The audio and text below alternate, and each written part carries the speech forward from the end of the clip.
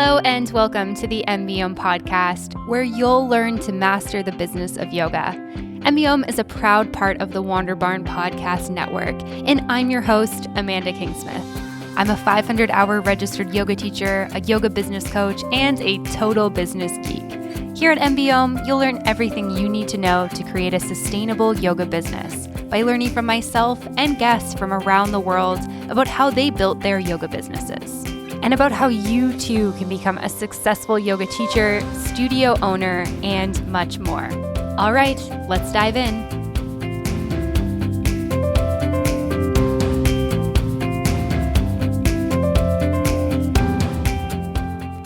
Hello, everyone, and welcome back to another episode of MBOM, or Mastering the Business of Yoga. I'm Amanda, and I'll be your host for today's episode of the show.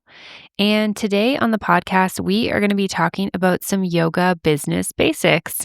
So this is going to be a very all-encompassing episode topic-wise. We are going to cover a little bit about taxes, accounting and bookkeeping, insurance, waivers, registering with Yoga Alliance if you decide to do so, a little bit about money mindset, marketing, branding, and then I'm going to leave you guys with a little bit of further education.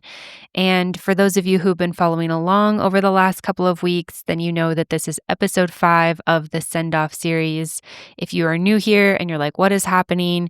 I've been putting out a 5-series send-off series that will mark the end, at least for now, of MBOM. So this will be the final episode in the series, which is both exciting and bittersweet for me. I am so excited and so happy that you guys have been following along and just for all the support over the years. So thank you, thank you, thank you. I could not be more grateful and truly could not have done it without you. So I hope that this series has been helpful and beneficial. And if you haven't listened yet, you can go back. The first episode is all about what to do after you get your teacher training, how to get started as a yoga teacher, everything you need to know to get your first yoga teaching job. The second episode is all about taking your business beyond group classes. So really expanding your offerings, expanding your business, making more income and revenue in your business, and all of that goodness. The third episode is all about taking your business online, so everything you need to know with that. And the episode that came out last week, or the fourth episode, is all about yoga studio ownership. So if you're dabbling with the idea of studio ownership or you need some extra support there, that episode is for you. And now this episode is all about Business 101, the basics of business. It's all the things that we haven't really touched on so far. So hopefully this kind of feels like a well-rounded episode to complete this series. And yeah, let's dive in. So one of the things that I wanted to start with is just talking about how when you become a yoga teacher, you also become a business owner. And while that doesn't necessarily mean that you have to open a formal corporation or an LLC or anything like that, it does mean that you are going to be responsible for a few other things that you're not normally responsible for if you're just hired by a company. And in most cases as yoga teachers, we're not just hired full-time for companies. Those jobs exist in some capacities, but in most cases, you're going to end up working for yourself. You're going to end up creating your own business, working between various studios and all that type of thing. So it's really important to understand how to teach yoga, of course, but it's also really important to understand all of the other components that go into getting a sustainable job, making a sustainable income, and so much more. And so I want to start by talking about taxes. And I know that this is not everyone's favorite topic. Most of us do not go into teaching yoga or becoming yoga teachers because we're really excited about doing our taxes every year. I know that this is certainly not something that I enjoy doing every year, and it's definitely not why I became a yoga teacher. However, this is one of those business things that we just have to take care of, that we have to do. And it's really important that we are paying our taxes, because if you're not paying your taxes, you can get in trouble with the government. So the topic of taxes here is going to be pretty high level and pretty broad, just because we're from places all over the world. There's listeners tuning in from the US and Canada, the UK, Australia, India, all sorts of countries around the world. And so everything is going to look a little bit different from country to country and place to place. So I think my first tip here is that it's really important to learn the basics of how business taxes work in your country. And specifically, it's going to be really important to understand how taxes work once you are a self-employed contractor or a solo entrepreneur. And if you're going to decide to actually open a legal business and do an LLC or a corporation or something of that nature, depending on where you're from, just understanding the basics of how business taxes work.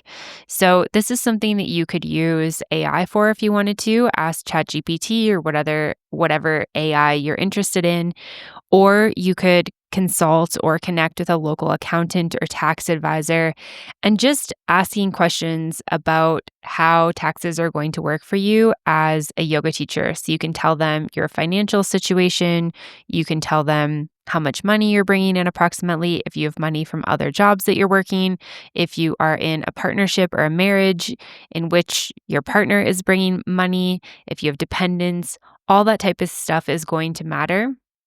And so the idea here is knowing that every year you're going to have to pay taxes.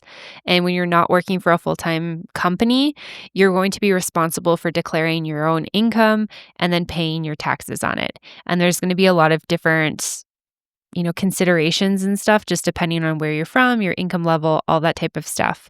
And of course, another aspect with taxes as a self-employed contractor or entrepreneur is also understanding the deductible expenses that you have. In many countries, when you are working for yourself as an independent contractor, you are going to have categories of deductible expenses, and you're going to want to keep track of all of this because it's going to impact your taxes.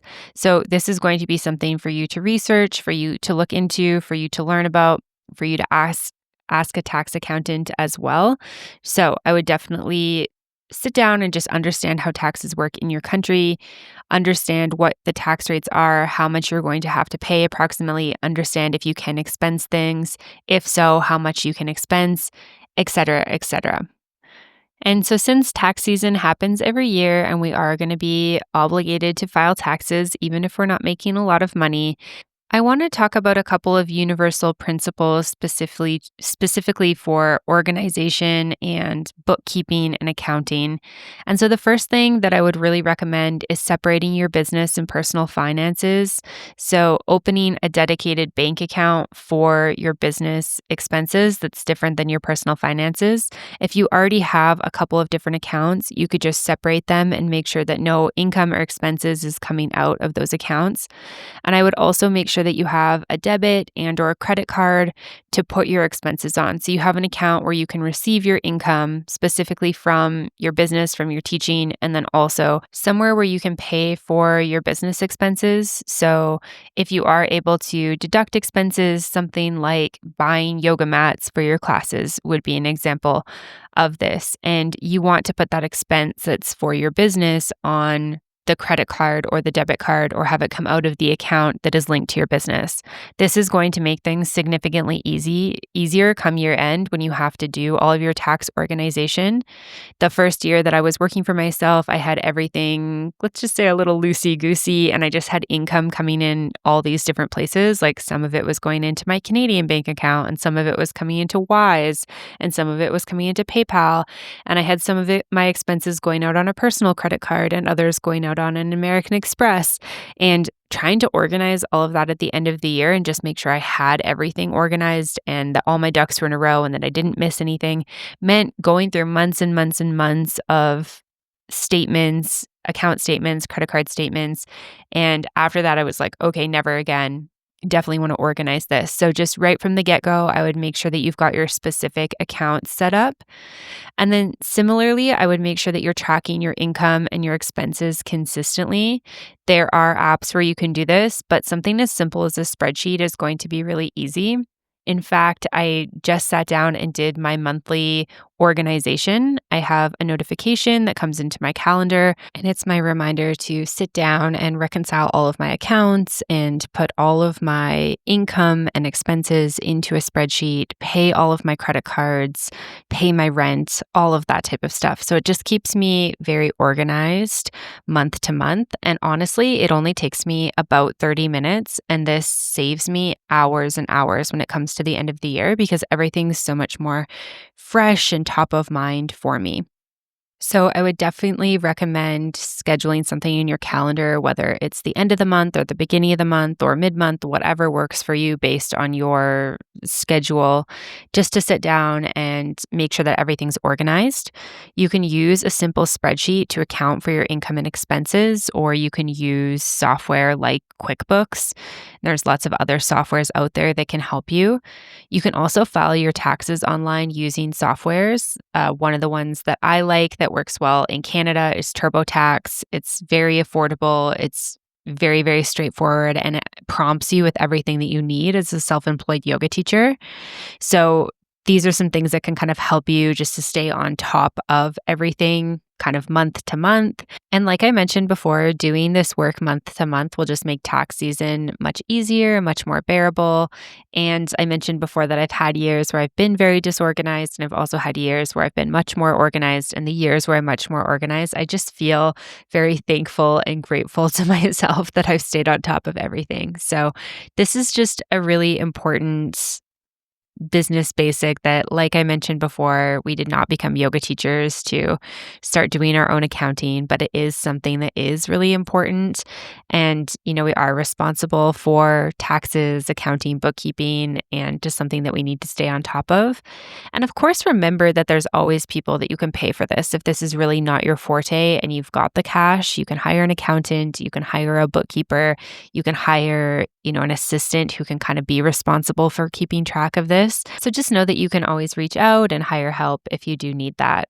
But in general, I've done a lot of this myself. I've had an accountant on and off over the last 10 years of self-employment, and it's fine either way. I think the biggest thing is honestly that month-to-month organization, just keeping everything in its separate bank accounts, making sure that everything's coming in and out from those accounts, and then just every month sitting down, keeping track of what's coming in, what's coming out.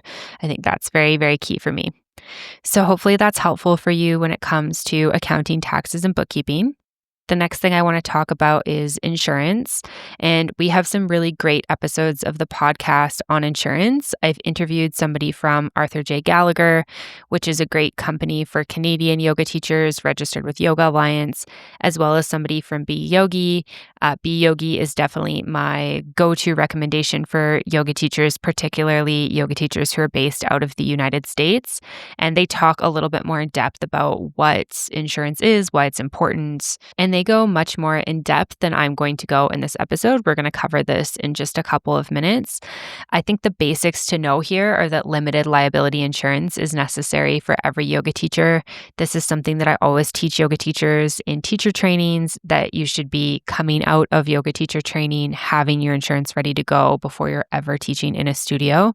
This protects you so that you can teach in studios, and also protects you from someone suing you in the case that they get hurt in your class.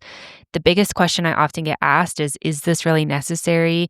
Does this really happen? And the short answer is that yes, it does happen. I think the thing to remember with insurance is that 9 times out of 10, nothing's going to happen. But when something does happen, the payment that you're making per year for your insurance is really going to be worth it. And so, like I mentioned before, you're going to want limited liability insurance. This is something that should be purchased and activated before you start teaching. And you always want to sit down and research companies and look at various companies. Like I mentioned before, there's Arthur J. Gallagher, there is Be Yogi, there's also Lackner McLennan and Hub/Hallman. Those are a couple to look for, and I'll put those in the show notes, of course. But you want to sit down and clarify with your insurance rep about what types of teaching you're doing to make sure you have correct coverage. They'll tell you how much it's going to cost for the year, and then you can go ahead and decide if you want to check out a different company or if you want to go forward with that. And it'll tell you how much coverage you have, up to what amount, et cetera, et cetera. And so I'll also put the links to those podcast episodes that I've done with the reps from Arthur J. Gallagher and Be Yogi in the show notes for you guys so that you can go check those out in case you want to learn a little bit more. If you do want to check out Be Yogi, I do have a link for you that gives you a little discount. This is both for teachers and studios. If you're a studio owner who with teachers that you are responsible for some insurance coverage or just the bigger space, your insurance is obviously going to cost more. Be Yogi's got you covered for both. You can head on over to beyogi.com/MBO and you'll get a little discount there. And then, of course, watch the show notes, like I said, for the additional insurance information. So the next thing I want to talk about is waivers. Waivers are something that I really recommend that you have as a yoga teacher. If you are working for a yoga studio, the yoga studio will often have waivers. So this is something that if you're just teaching at a studio and you're not teaching at your own on your own, then you don't have to worry about a ton. But if you are going to be running your own business, running your own classes, doing privates with people, this is something you definitely want to make sure that you have. And a lot of the softwares now, if you are running your business through a software, will have this, but it's just important to make sure that you understand what a waiver is, what to include in it, why it's important, and all that type of thing. So basically, it provides you legal protection. It limits liability if a student gets injured during class, and it works hand in hand with your insurance. It also gives informed consent, so it ensures that students understand the risks involved in a yoga practice. It encourages responsibility, so it reminds students to listen to their bodies and modify poses as needed. It protects against negligence claims, so it doesn't cover gross negligence, but it can help defend against minor injury claims. So again, something that can work hand in hand with your insurance. If something does happen in your class and a student is thinking that you're responsible or they're suing you for an injury that they experience while at yoga. It also clarifies expectations, so it outlines the teacher's role and what is/isn't their role. So just clarifying that we are not a medical doctor, we are not a therapist, we are solely a yoga teacher there to guide a yoga practice. And then it is often required by insurance companies. So some insurance policies do mandate waivers for coverage. So this is something important to clarify. Again, I'm going to recommend a waiver, but important to know that your insurance is void if you don't have it type thing. So a couple things to include. You want to include assumption of risk. It states that yoga involves physical activity and potential risks, a release of liability, which basically has the student agreeing not to hold the teacher liable for injuries, a medical disclaimer. So this acknowledges that yoga is not a substitute for medical advice or treatment. Student responsibility encourages students to practice within their limits and disclose medical conditions. We always want to ask this as well because people often just sign waivers or they just tick boxes on software as they don't always read it all. So just when you're meeting a new student for the first time, just asking if they have any injuries or medical conditions that you should know of. Emergency contact info. This is often optional, but it can be useful in case of an emergency. Like if something does happen to somebody in your class, knowing who you should call, I think is really important. If you're ever going to do photography or video, you do have to have consent. And if you are planning to take photos or videos regularly, you can put this into your waiver. You do have to have consent to do that. That's something that's really important. And then, of course, the signature and date. So this ensures that the student acknowledges and agrees to the waiver terms. And like I mentioned before, if you use a software like Offering Tree, which as you guys know by now is my go-to recommendation for yoga teachers, when people register online, and they're filling out all their information and they're paying for their classes, they can also do the waiver. So this is something you can set up on the back end. This makes things super easy for you to have all of your students completing a waiver beforehand. And this is just one of the many things that I love about Offering Tree. I'm going to tell you guys a little bit more about Offering Tree in a little bit, but just know that you can go check them out at offeringtree.com/MBO. And you can go check out like how the waiver works, how the sign up process works, what you can add to it, and all that good stuff. But they have got you covered, which is pretty helpful and just makes things a little bit easier, right? And we're looking for things to just be streamlined, simple, all of that good stuff. And so the next aspect of yoga business basics that I want to talk about is registering with Yoga Alliance. Yoga Alliance is the primary governing body for yoga globally. but it's also not something that you have to register with. And in fact, it's going to depend on your yoga teacher training whether or not you can register with Yoga Alliance. Because in order to qualify to register with Yoga Alliance as a registered yoga teacher, you have to have taken a yoga teacher training that is registered with Yoga Alliance as a registered yoga school. So if you did a yoga teacher training program that is not registered with Yoga Alliance, this will not be relevant to you. If you did do a yoga teacher training program that allows you to register with Yoga Alliance because they are a part of Yoga Alliance, then you have the option as to whether or not you're going to register with Yoga Alliance. Now, like I said, it's the primary governing body for yoga, yet you don't have to be a part of it. So it becomes a little bit of a gray area as to why we would become a part of it, whether it's actually beneficial for us. So I'll kind of outline to you why you would or would not consider Yoga Alliance. So, first of all, some studio owners will look for this as a signal that you're a qualified yoga teacher. So this is something that can be helpful to have on your resume, that can be helpful to be able to tell people when you're doing an interview, a teaching demo. Other studio owners really don't care and they don't really take it as a signal of you being a qualified yoga teacher. So this is just going to kind of depend on the studio and the studio owner.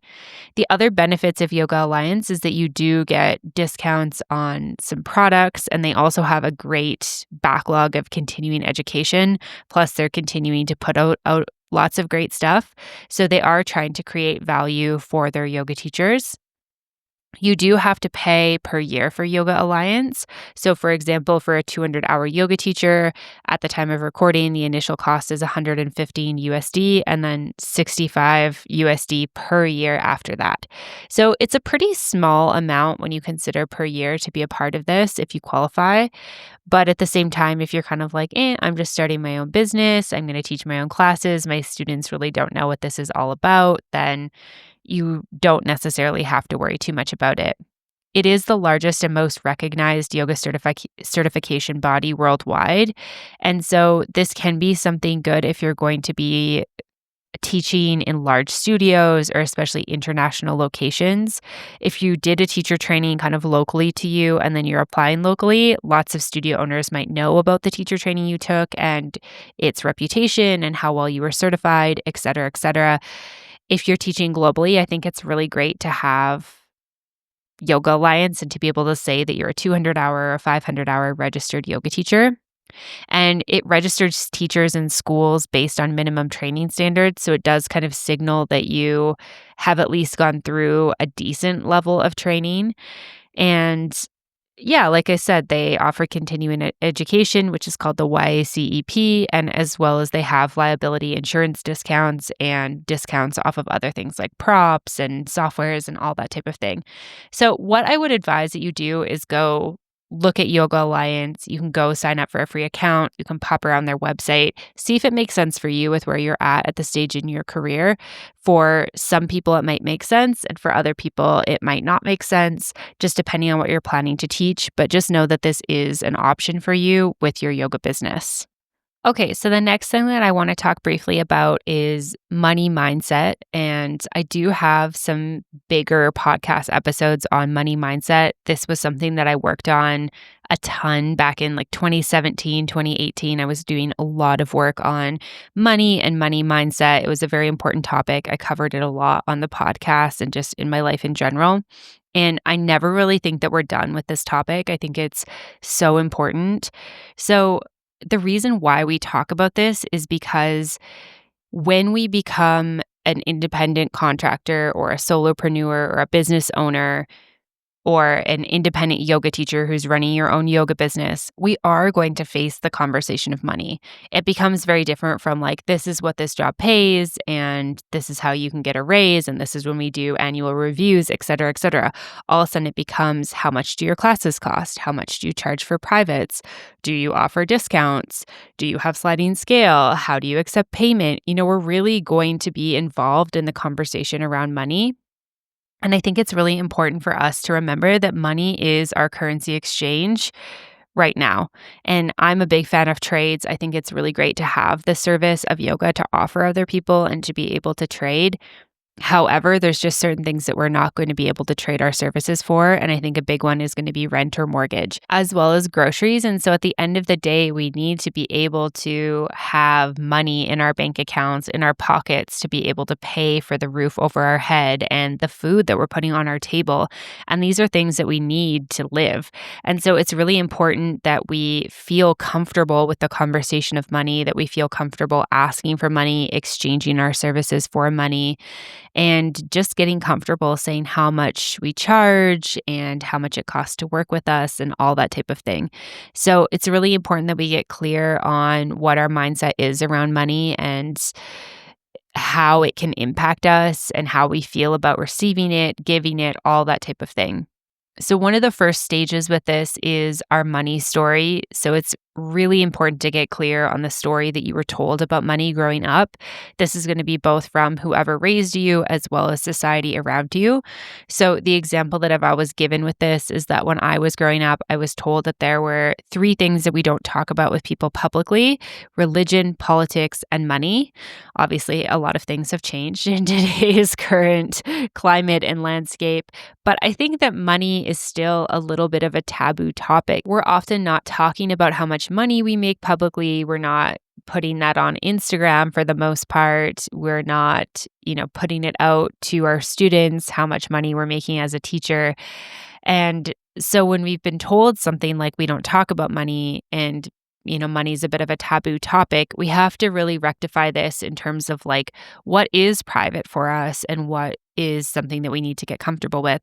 So for me, the way this showed up was getting into my first, big girl job, my first full-time job, and just not having any idea how to talk about money, just not feeling comfortable at all. And so the first time I was negotiating a contract and a salary, this was in a marketing role, not in the yoga industry, I was very uncomfortable. It made me very uncomfortable. I just accepted what they offered me first go around. And that was because my whole life I had felt like money was taboo. I'd been told not to talk about it, and society had confirmed that it's awkward to talk about it. If you make a lot of money, it's kind of selfish and greedy. And yeah, it was just very uncomfortable for me. So when I started working for myself, I really needed to sit down and get clear about how I actually felt about money. And I recognized that while I don't think we need like millions or billions of dollars to live comfortably, or at least I don't. I did want to make money, and I did want to make money doing something that I was passionate about. And I wanted to charge something that when I showed up, I felt good about it. I wasn't feeling like, oh man, like I'm really not making a lot off of this. This isn't really worth my time, et cetera, et cetera. And so I spent a lot of time just grappling with my money story and overcoming my money story. And a couple things that really helped me was thinking about how I felt about money. So a prompt I would give you, or a thought experiment that I would give you, is to think about, how do you feel about money? How do you feel about money coming into your life? How do you feel about money going out of your life? How do you feel when people start talking about money? How does money make you feel as a whole? Does it make you feel icky? Does it make you feel good? Does it make you feel happy? Does it make you feel greedy? Any feeling is okay here. I think it's being honest about how we feel, and then being like, is this true? Is this true? Is what I'm feeling the truth about money? And then I think for me, it was really thinking about, what are the possibilities that money can give me? Okay, money can give me the possibility of opening up time. Money gives me the ability to spend more time with my kids, to spend more time with my husband. Having more money means that I'm in a position where I can help more people. I can give back to more people. And this isn't about charging a bunch of money for our courses or our classes or our programs. We can charge fair wages to people, and we can also have things like free community events, or events where we raise money for our favorite charity, or sliding scale options for people who are in difficult situations. All of that is possible while still having this exchange of energy in the form of money that allows us to deliver from a full cup. Because I think at the end of the day, and you guys have probably heard this, is that we really can't we can't be of service when our cup is empty. So it's really important that we fill our cup up. So filling our cup up financially means we don't have to work long hours. teachers, we don't have to burn out. We have time for our own personal practices and self-care, which means we can show up for our students as the best yoga teacher possible. And when we have extra in the bank, that gives us the opportunity to run free events for people, to have sliding scale opportunities for people. It doesn't make us feel this like desperation to have money. So, really important. Identify your money story, overcome your money story, identify how you feel about money, and then just really allow money to flow into your life. I think that this is so important. And this doesn't happen right away. It's not going to happen just from this couple of minutes that we're talking about this. I think that it takes time and it takes continuous work, but just continuing to work on this and just seeing if you can come to a place where you at least feel comfortable having those conversations about what you charge and feeling comfortable and confident about what you charge, and then just really allowing that money to flow. And one of my favorite money resources that I'll leave you guys with is You Are a Badass at Making Money by Jen Sincero. If you are struggling with money and money mindset, this is definitely a book that I would really, really, really recommend. It's got some great questions and journal prompts at the end of each section, and it is just really, really a great book. So I will leave you with that. But please spend some time on your money mindset. And of course, I'll link to the other episodes that are relevant to this so that they can help you out in the show notes. Like I've said multiple times so far in this episode, this is a really high level, all encompassing episode. And so I think that what you can do is if any of these topics are topics that you want to dive deeper on, you can go to the show notes and you can check out the other episodes that we've got available because I've got deep dives on all of this stuff. So the next thing that we are going to talk about is marketing. And of course, we have tons of episodes on marketing. So, like the other topics, this is again going to be pretty high level. But let's start. What is marketing? So, marketing is the activity or business of promoting and selling products or services, including market research and advertising. So, what does this mean for us as yoga teachers? Basically, this is the bridge between us creating a program and actually having people in the program. So, when you create a class or a workshop or a registered program or a course or a training, whatever it is that you're creating, marketing is going to be that bridge that gets people to actually purchase and gets people to actually come. So it's the way that we actually promote ourselves, promote our services and products, and actually have people know about them, because we can create the best classes, the best workshops, the best trainings. And if people don't know about it, then they can't come, right? So it's really important that a key piece of your business is actually marketing. And obviously, there are lots of ways that you can market your business, but we're going to talk a little bit about online marketing and then also about how to market in real life or in person. And I want to be very clear that online marketing is not just for online offerings. You can market in-person offerings or in real life offerings that you're doing online. You can also market your online offerings using in-person marketing strategies. So, a couple of my favorite strategies to reach people online via the internet are a website, an email newsletter, social media, private communities, and online networking. And so the first one that we're going to talk about is a website. You guys know I'm a big fan of websites. We've talked about it already in the Send Off series, but a website is basically your digital storefront, and it's a place where people can come to learn about you. You want to include your name, a bit about yourself, your yoga story or your mission, what you offer, pricing, scheduling, contact information. Of course, you want to include photos and colors that feel aligned to you, your business, and your teaching. And of course, if you have a logo, you can include that as well. And I would really recommend building a basic website using a platform like Offering Tree.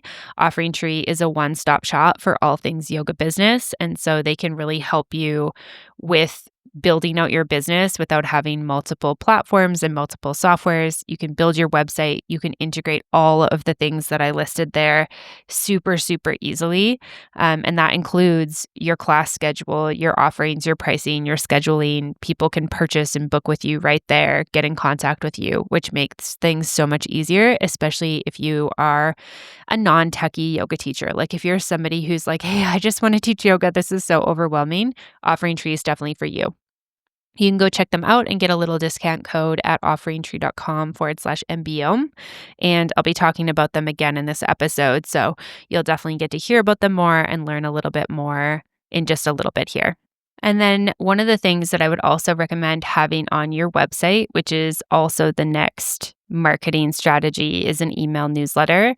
I think email newsletters are a much more effective way to sell programs and offerings than social media is. And I've talked with many yoga teachers who have promoted the same amount and the same thing via social media and email newsletter and had significantly more sales via email newsletter. I think people are more primed to actually buy from an email newsletter, but obviously your choice. And I think that having both combined can really be helpful. But basically, to start your email newsletter, you decide on a platform. There's platforms like MailChimp or ConvertKit, which can be great. Or if you are using a website software, they often have them built in. So companies like Wix, Squarespace, or OfferingTree all have their email newsletter software built in. So you don't even have to go out of that. You can also create a sign-up sheet. So this could be like a pop-up on your website or an area on your website where people can sign up. Or you could also have the physical option for people to sign up before or after your classes. Of course, if you're teaching in somebody else's studio and you do want to collect email addresses, it's always important to just make sure that you check with the studio owner to make sure they're okay with this. You want to decide how frequently you want to email. This can be weekly, bi-weekly, monthly, quarterly, just whenever you've got something to say, however you want to do it, and then basically start sending emails. Often people get this idea in their head that they need to have a big email list to actually start. But I would say once you've got one person or your mom plus one person, you can get going with sending emails. So it doesn't have to be big. It doesn't have to be fancy. And things that you can include are things like life updates related to your yoga practice. Like, what are you practicing these days? What are you working on? What are you really into? Your class schedule. What classes are you teaching? What podcasts are you listening to? Blog posts, if you keep a blog, or maybe other blogs that you're into, or Substack newsletters that you're into. You can share a Spotify playlist that you're making and sharing in your classes. And then, of course, any additional offerings that you have, workshops, retreats, trainings, privates, et cetera, et cetera. So you can find this good balance of keeping it personal and lighthearted while also sharing with people what exactly it is that you have going on. The next one is social media. I want to preface social media because obviously this is a big topic by I don't think you have to be on social media to be successful. This is one of the topics that I get asked the most. And I've seen yoga teachers who are not really on social media still have really successful businesses, especially when they're committed to their communities in person. I think that if you're trying to build a business mostly online, then it's probably smart to be on social media. But I'm a big fan of figuring out where your target market is, what platforms you prefer to be on, and then just focusing on 1 to 3 platforms and doing them really well.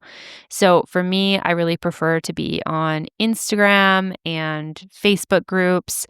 I like Pinterest for sharing some of my podcast episodes, but if I was just teaching yoga, I'm not sure that I would really use Pinterest. And then I have a LinkedIn and I have a Twitter or an X profile. I'm not into TikTok.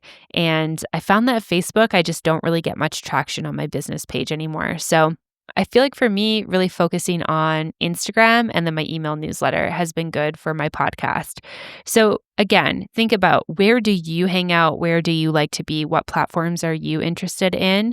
And then get clear on where your target market or your ideal student is hanging out. And this will probably give you a good sense of where you should be. I think it's really important to be authentic and true to yourself on social media. So for me, this means being real, not lying, not pretending to be something or someone that you're not, sharing personal life tidbits, but again, keeping your personal boundaries as well. So sharing personal life tidbits and how they relate to yoga, I think can be cool. And then really remembering quality over quantity. I think again, sometimes we get caught up by these big numbers like, oh, I only have 50 people following me on Instagram, or oh, I only have 20 people on my email newsletter. Yeah, but if 20 or 50 people came to your classes or your workshops, that would be huge. That would be amazing. So, why are we upset about these low numbers, especially if we have really quality people who are interested in what we have to say, interested in what we have to share, and interested in purchasing the things that we have and that we're putting out there? And then I would also just recommend making social media social again. I know that there's like a lot of bots and there's a lot of AI stuff and there's a lot of garbage circling on social media and the internet, but there's also a lot of real people. And I've made a lot of really cool friends online that I've never met in person through my podcast, through my Facebook community, through doing, live trainings and events and workshops. And so just remembering that there are really cool people that we can connect with on social media. And I think if we're going to be on social media, to just really make it a space that we want to be in, which means that we are following people that inspire us and we're unfollowing people that we don't agree with and that we are not inspired by, and really just creating and sharing in a way that feels good for us.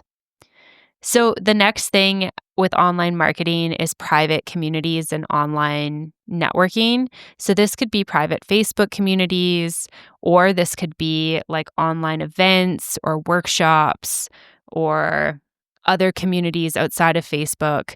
And I think that when it comes to online networking, it's really important to do things like respond to private messages, responding to emails, engaging with other people and reaching out to people who you might be interested in working with. And just remembering, like I said before, that a stranger can quickly become a friend in the online world. And when I say this, I think it's important to be discerning because, like I said before, there is a lot of garbage out there. I'm not recommending that you respond to every private message you get in your DMs or every email, especially if it's very clear that it's spam or that it's a bot or something like that. But if you do get a sense that it's like a real person behind the account and maybe they actually want to collaborate or actually do something cool together or just get to know you, then I think that that can be a great opportunity for networking. So don't discourage the power of, building a business with people. I think that that can be very key. So when it comes to in-person marketing, so this is doing things in real life in your community, I think that poster creation and printed marketing materials can be really beneficial. So if you're running classes or workshops or privates, creating a poster for them, getting them printed. This is very, very low cost these days. Putting them around town, putting them in the studio that you work with, that you're offering these things in. This can be really helpful. And again, we want to think about like, where is our ideal student or where is our target market hanging out? Where could I put these posters where they could see them? Another thing that I just don't want you guys to disregard is engaging with your students. I think this is one of our most powerful forms of marketing is engaging with our students. This is asking questions before and after class, getting to know people's names, getting to know a little bit about people, things like attending networking events, classes, meeting people in your community. I think that this is one of the best ways to grow a business, and especially if you're just not interested in social media or all the noise that's online. One of the best things you can do is engage with the people who are there in person with you and engage with your community. And I think that this is huge. This is one of the best, like, grassroots, natural ways to do marketing. It's so natural, in fact, that it hardly even feels like marketing, right? Like you're like, oh, you're telling me to be social with the people that are coming to my class and that'll help me build my business. Yes, absolutely. It's basically as simple as that. And another important topic to talk about that really goes hand in hand with marketing is branding. And branding is defined as the promotion of a particular product or company by means of advertising and distinctive design. So when you think about that definition, it's very, very similar to marketing. And I think that branding really distinguishes itself because it's basically the thing that you advertise with. So the branding is going to be your colors, your photos, your logo, the words you use, the messaging you use, all of that. And branding is really important because it builds recognition so that people know who you are and what you offer. It helps students understand your offerings and what they can come to you for or what you specialize in. Branding can also help build trust with students and inspire new customers. It also helps you understand how and what you want to offer your students and really helps you communicate to your students through things like your website, your social media, your email newsletter, your posters, and all that type of thing. Because I think one of the big things when we go to build out a website or create a social media platform or create Pinterest graphics or posters for our classes, we have to think about like, what is the look of what I'm creating? What font do I want to use? What colors do I want to use? What words do I want to use to describe what I'm offering? And, is what I'm saying going to attract the person that I want to attract? What photos am I going to use? All of that aspect is the branding. So this is huge. This is a huge piece to consider when it comes to promoting your business, selling your services, et cetera, et cetera. So things that make a great brand are things like consistency in colors, copy, and feel. So this means that if your website has the colors blue and green on it, your poster is not going to be like red and orange. You want the colors to be kind of consistent. So when I do things with MBO, we use that dark maroon color. That's the color of my logo. That's the color that's on my website. That's the color that you see throughout all of my designs on social media. It's the color of the button that is on my email newsletter to go and listen to an episode. That's the type of thing that we're looking for when it comes to consistency in colors. And feel. And when it comes to copy, this is using the same type of words. So the way that we speak and the way that we write things is going to be very important. We also want to have things to be easily recognizable and memorable, as well as a clear message and offering. And again, that comes to like really understanding who you are, what you offer, and who you offer it to. And then getting clear on your target market / niche. So who is your ideal student? Who is your target market? Who are you trying to attract? And what is your specialty? What are they interested in? And I really like the activity of thinking about a brand that you know or that you really like and thinking about what makes it a brand that stands out to you, what makes it a favorite brand to you. And when I teach this in my course and in teacher trainings, I often get people to think about Starbucks. And I often get them to think about what Starbucks offers, what is Starbucks' logo look like, who do they target, what is their price point, and what sets them apart from other brands. And regardless of if you like Starbucks or not, you probably can answer most of those questions. You can probably think about what they offer. You probably can picture their logo or have some semblance of an idea of the colors or the idea of it in your head. You probably have a sense for who they target. You probably know their price point because you either love it or hate it. And then you can probably think about some things that set them apart from other brands. So I'd really love for you, as you're doing this, as you're thinking about your branding, to really think about some of your favorite brands, what makes them stand out, and ask those questions about those brands. And just sit down and work on this a little bit. And thinking about what you like and don't like about other brands can really help you determine your brand. And so when it comes to your own brand, you really want to think about, why you wanted to teach yoga, really understanding your why, understanding how yoga has changed your life, thinking about what your values are as a yoga teacher, thinking about why somebody should hire you, what makes you unique or different.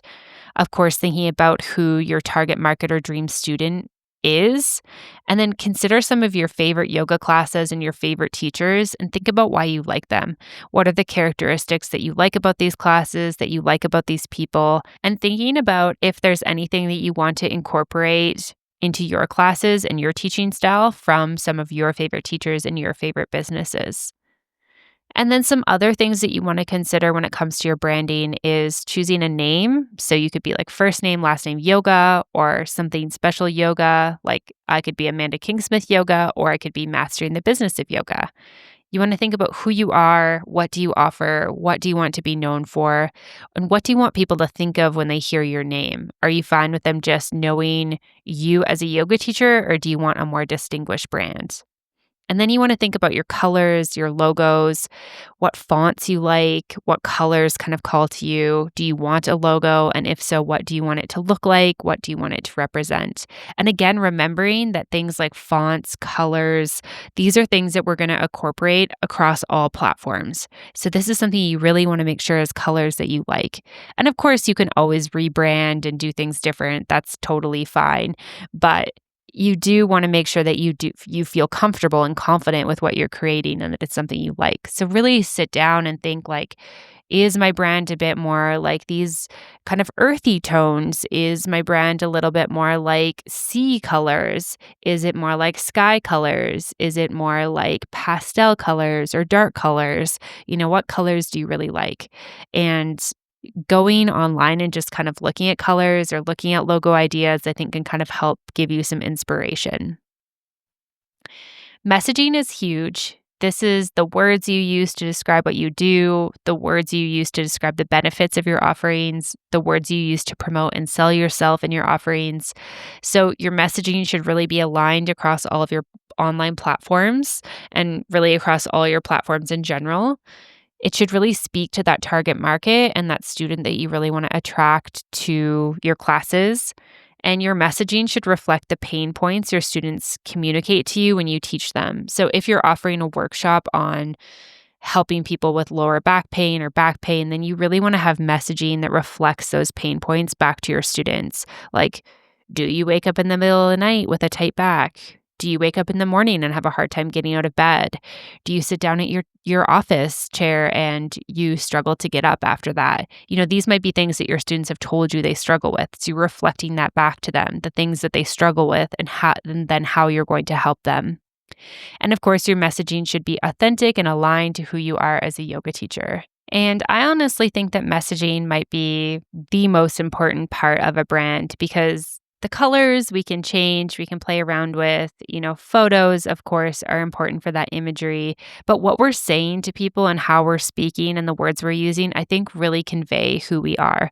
This is a really key piece of marketing and a really important part of building your brand. So take your time with it, know that it will develop over time, go slow, and just really be true to who you are. And like I said before, there are lots of podcast episodes on these topics. So I'm going to link to some of the key ones that'll be helpful. And of course, the same goes for branding here. This is another big topic that we've gone into in a lot of depth with guests on the show and in other episodes. So, my friends, we are nearing the end of this episode, which means we are also nearing the end of the Send Off series, which means this will be the last new podcast episode of MBO for the foreseeable future.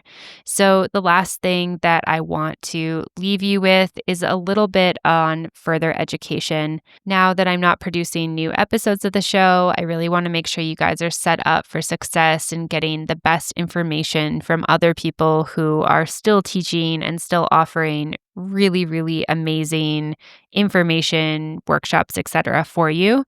So the first thing that I want to share with you is some webinars that Offering Tree does. Not only is Offering Tree the best software and the best team, they also offer free webinars, and they do these generally a couple times a month. So you can go check them out at offeringtree.com/webinars. Again, these are completely free to join. They have a couple every month that you can join live, or you can get the recordings for, or you can click on the old library of webinars and you can sign up and receive those as well. So they have every topic. They have topics for studio owners. They have topics on websites, of course. They have topics on burnouts, making a profit, keeping your studio sustainable, not selling out your classes, designing registered series, leading a dream retreat, hosting online courses. So much of what we've talked about in the Send Off series, they also cover with other amazing teachers. So again, that's offeringtree.com/webinars, completely free to join. So make sure you go and check those out. Again, if you're looking to sign up for Offering Tree, then make sure you go check them out at offeringtree.com/MBOM and get that little discount code off of your membership. There's also some other podcasts that I want to send you guys to that will be very helpful for you in your journey. And of course, we have like 400 episodes backlogged. So there's lots of MBOM that you can listen to. So if you're new here, you can go back in the archives for sure. We've got great search features on the website at mbomyoga.com. But if you're looking for some more current websites, go check out some of these. Yoga Business Champ, Mentor Sessions with Francesca Cervero, the Connected Yoga Teacher Podcast, Boutique Fitness Marketing Podcast, All Mats Taken Podcast, Yoga Teacher Confidential, and the Yoga Teacher Resource Podcast. And I'm sure there's many more, and that list is going to be extensive and continuing to grow in the coming months and years. But hopefully that gives you a good starting point. And as always, there will be links in the show notes. So if you've never checked out the show notes, I feel like this is the episode to go check them out. There's so much good stuff there. Head on over to mbomyoga.com and you'll find everything there. And I just want to say a big thank you to our sponsor for this series, Offering Tree. Go give them some love. They are amazing. And of course, a big thank you to you. Thank you so much for being here for this episode. Thank you for being here for this send-off series. And thank you for being here throughout all the years of MBOM. I seriously could not have done it without you guys. I have no words for how grateful I am for this journey. And it's so bittersweet to be closing this chapter, but I can't wait to see what's next. So if you'd like to follow along with me and what I'm up to, you can head on over to my Substack. It's amandakingsmith.substack.com. I've been writing about all things life and motherhood, and I would love to have you there. And I would also love to have you join me over on YouTube. I recently finished a Yoga Nidra training, and I've been reviving my YouTube channel, my personal YouTube channel, doing some Yoga Nidra recordings, which I would love for you to join me. It's youtube.com/@AmandaKingsmith. And I'm still under the 500 subscriber amount at the time of recording. Hopefully that'll change soon. So I don't have control over ads. So I actually created a new podcast for Yoga Nidras called Peaceful Pause. So you can find that over on Spotify, Peaceful Pause with Amanda Kingsmith. And again, I'll put links for this in the show notes. So if you want to join me on the next stages and chapters of my life and my career, please follow along YouTube, Substack, and Spotify. I would love to have you there. And thank you again. All my love. Could not have done it without you. And I will see you guys soon. Namaste. Thank you so much for tuning in for this episode of the podcast. To find links, notes, resources, and everything mentioned in today and all episodes of the show, you can head on over to mbomyoga.com. You can find the podcast and myself on Facebook and social media at Mastering the Business of Yoga. And I would love for you to join the private Facebook community, Yoga Business Badasses.